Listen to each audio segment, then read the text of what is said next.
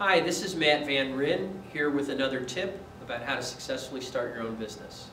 Today what we're going to talk about are two common types of business entities that a new entrepreneur should consider to protect his personal assets against debts of the business.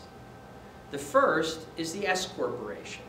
This is the most common small business form in the United States. Many people are familiar with it, and it has some advantages and some disadvantages.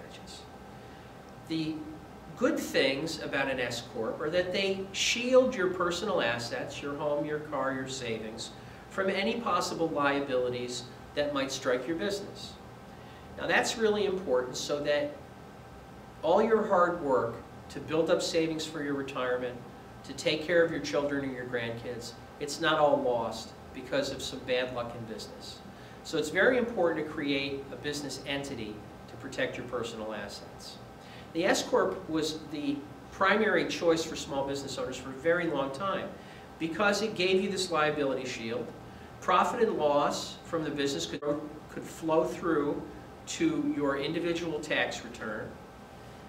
You avoided double taxation so that you don't pay tax on the earnings of the corporation and also on the income that you take out of the business as your salary, which is the case with a C Corp. And the business can continue with a change in ownership. However, there's some disadvantages to the S Corp form. One of the big ones is you can only have one type of stock, and all your shareholders have to be from the same state. Okay, so if you set up your business in New York, all your shareholders have to be in New York, and you can only have a maximum of 75 shareholders. That works for many people, that's sufficient for many people's needs, but if you're building a business that might be an investment grade business that might blow up and become hugely successful someday, the S Corp just doesn't work for you. And that's why I want to talk to you about limited liability companies. Now, limited liability companies were created about 20 years or so ago by various states to address the shortcomings of the S Corp form. The advantages of an LLC, a limited liability company, you still have the shield from liability in case anything bad happens to your business. You won't lose your home. But on top of that, there's no limit on how many members there can be, where the investors are located.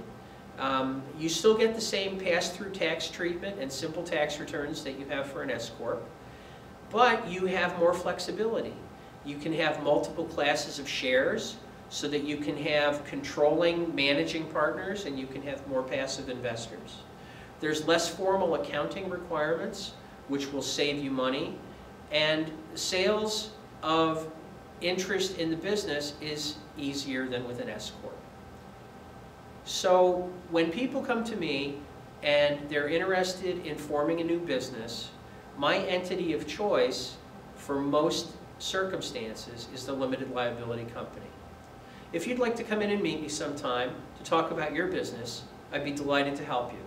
I'm Matt Van Ryn with Melvin & Melvin. Thanks very much.